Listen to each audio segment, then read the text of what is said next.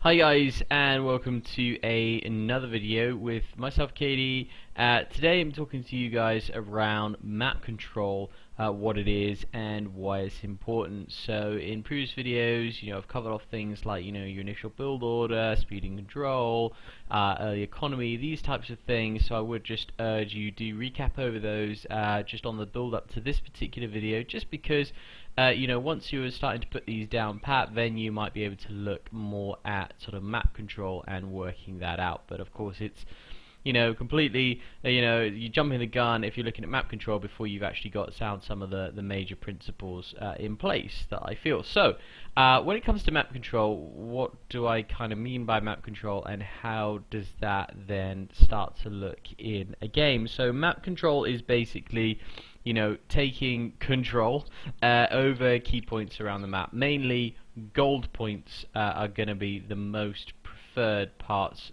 of the map to begin to try and take.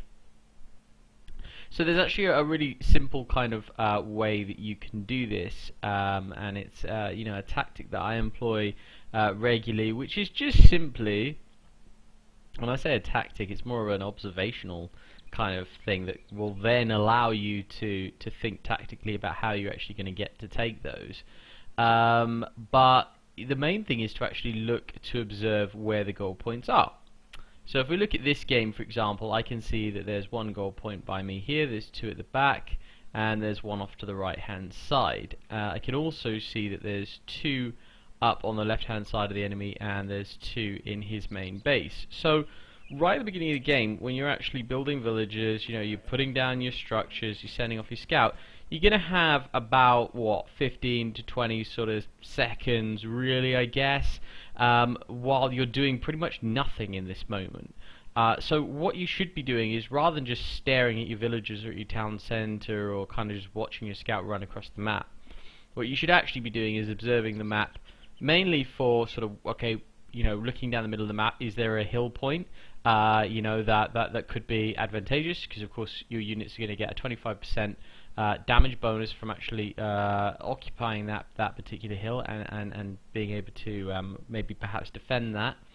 But then also there's looking at the wider map and actually looking at the gold points, and also a couple of other things that you might want to bear in mind briefly, such as where are the bottlenecks, etc. But to be honest with you, I don't really bother doing that. I just look primarily for, is there a hill in the middle of the map that's leading up to where my enemy is, and is there also any other advantageous points that I can get on the way leading to other gold spots, right?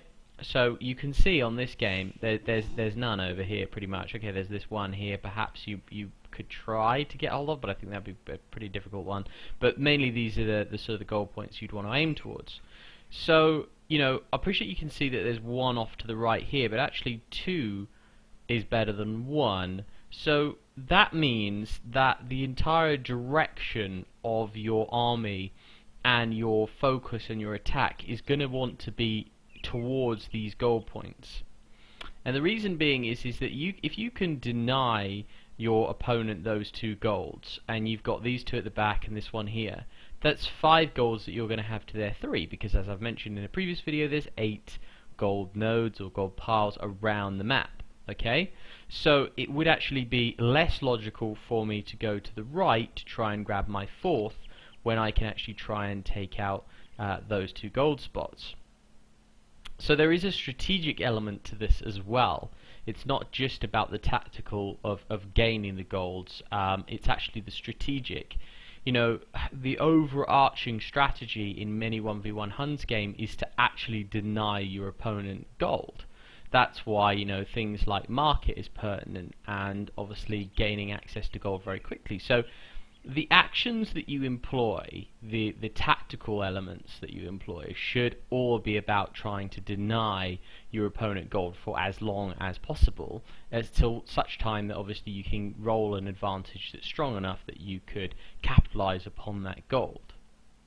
So in terms of map control itself then, and how I actually myself personally go about and do this, is that I think about defense in a way of maximizing cover around my base. So if I was running up towards my enemy, of course I would be thinking about a castle, say here in the middle. I'd also be thinking about a castle perhaps on this hill, just to deny anything from being able to get through here and raid into any economy that I decided to place down on this side. And also into my gold, of course. I'd also be most certainly thinking about a castle by my main gold and any other gold spot that I have. That's always a critical one, I would say, you know, having a castle by your main gold. Because of course if a raid does get in and it's just 2 town centres, for example, then they're not going to do too much if your army is mostly away and you can't, you know, stop that very easily. Say for example 40 paladins came in, you had like a handful of halberdiers to deal with it and only 2 town centres. Chances are, without a castle being there, it's not going to deter them, and they might actually take out one, which would slow down your gold accumulation massively. Then, of course, I would probably have I would try to have a castle on this hill here, guarding this other gold pile, and then I'd be looking, of course, at another castle and defensive structures around and branching out towards these other 2 gold spots. You know, this castle here as well would actually serve, if I could get one villager off to it, so this is looking back to the right hand side of the map, overlooking this gold, would mean that I potentially had 6 gold spots overshadowed, which would severely damage my enemy who only had these 2.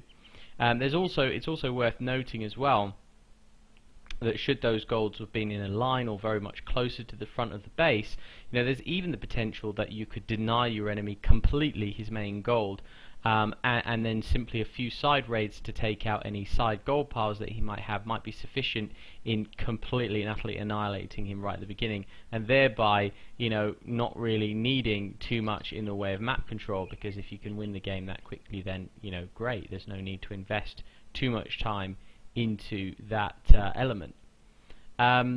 However, you know, map control is really important by, you know, allowing yourself to be closer to your enemy in terms of offensive structures. So, you know, if you're putting down siege workshops and barracks and stables and other things around here, and you're accumulating and you're pressing out, then that's going to do huge amounts of damage to potentially, well, not damage, but huge amounts of, you know, it's going to cause your opponent to potentially turtle and play a lot more cautiously if they assume that you've got hold of some key points. And of course, the longer that they continue to play turtle, camping and defending, the longer you potentially have at gaining these outer golds. You can also, as well, if you watch someone like Tempo, for example, in the way in which he plays, he often builds kind of what I call arms, sort of, you know, towards the left and the right hand side of the map. So he will branch out with barracks and with siege workshops, and from those he would then, you know, accumulate a combination of, say for example, Tarkans out of castles, as well as halberdiers and rams, and produce those together, and then patrol those in either in a staggered formation or all as one, to try and put pressure down, and I guess in a way a bit of pot luck as well. So yes, he would control those, but a little bit of pot luck in so far as, you know, it just might so be that you have a couple of villages around a town centre and it does quite a bit of damage to them overall. But realistically, you know, going back to the point I made earlier, you know, your overarching sort of strategic outlook should be around preventing gold and stopping your enemy from actually being able to obtain it, and actually the more you focus and concentrate your then, you know, actual actions around that, the stronger you're going to become in 1v1 Huns, because there's not really any other element to this. It's not like a longer game that you played out in, say for example, you know, 1v1, I don't know, Tuden's War or something, like, you know, where gold, yes, is very important, but you could actually be such a defensive, you know, play that you have obviously siege onagers that you could perhaps even turn the tide, and with a very sufficient economy and with relics collected, you could do very well. So that's sort of the main sort of point that I wanted to raise around that. So anyway, I'll leave it here.